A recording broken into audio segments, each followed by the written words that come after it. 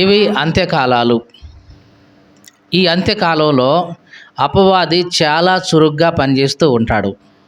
ఎంత చురుగ్గా అంటే సాధ్యమైతే దేవుని వాక్యంలో ఉన్నట్లుగా సాధ్యమైతే ఏర్పరచబడిన వారిని సైతం ఏమంటున్నాం, ఏర్పరచబడిన వారిని సైతం కూడా మోసం చేసి లోకం వైపు తిప్పే అపవాది యొక్క స్వభావం ఈ దినాల్లో బయలుదేరుతూ ఉంది.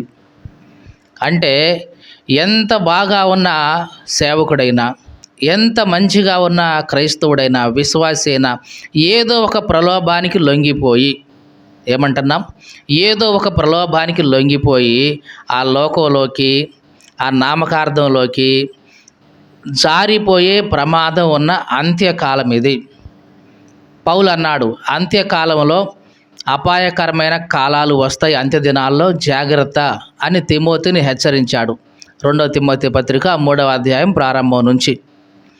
అంటే సాధ్యమైనంత వరకు క్రైస్తవులుగా మన యొక్క విశ్వాసాన్ని మనం కాపాడుకోవాలి. క్రైస్తవులుగా మన యొక్క విలువలను మనం కాపాడుకోవాలి. క్రైస్తవులుగా మనకున్న నైతిక విలువలు కానీ, ఆత్మీయ విలువలు కానీ దేవుని సన్నిధిలో ఏవైతే ఉన్నాయో వాటిని చక్కగా మనం కాపాడుకోవాలి.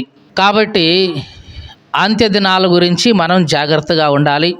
ఈ అంత్య దినాల్లో ప్రతి ఒక్కరిని కూడా అపవాది దేవుని దగ్గర నుంచి దూరపరిచే ప్రమాదం ఉంది కాబట్టి మనం జాగ్రత్త పడాలి. దేవుడు ముందుగానే హెచ్చరించాడు కాబట్టి జాగ్రత్త పడాలి. అంత్య దినాల్లో వస్తాయి, జాగ్రత్త. మనుషులు ఒకరినొకరు మోసం చేసుకుంటూ ఉంటారు.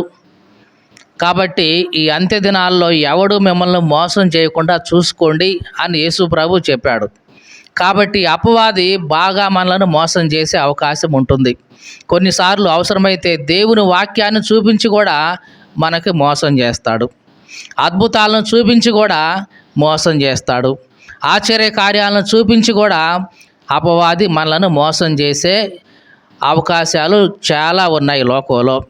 కాబట్టి మన విశ్వాసం అనేది అద్భుతాల మీదో, స్వస్థతల మీదో, ఆశ్చర్య కార్యాల మీదో, వీటి మీద మన విశ్వాసం ఉండకూడదు. మన పునాది దాని మీద ఉండకూడదు. మరి దేని మీద ఉండాలి? యేసు ప్రభు నా కోసం మరణించి తిరిగి లేచాడు, ఆయనను విశ్వసించడం ద్వారా నేను నిత్య జీవాన్ని సంపాదించుకుంటాను. ఈ విశ్వాసమే మనకి పునాది ఉండాలి.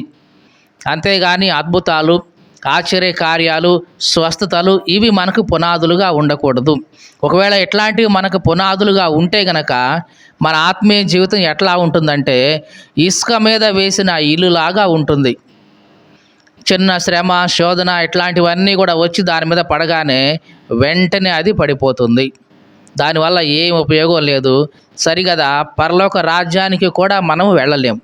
కాబట్టి మన విశ్వాసం అనే పునాది క్రీస్తు అయి ఉండాలి. క్రీస్తు అనే పునాది మీదనే మన విశ్వాసం ఉండాలి. అలా ఉంటేనే అంత్య దినం వరకు నీవు నేను నిలబడగలుగుతాం.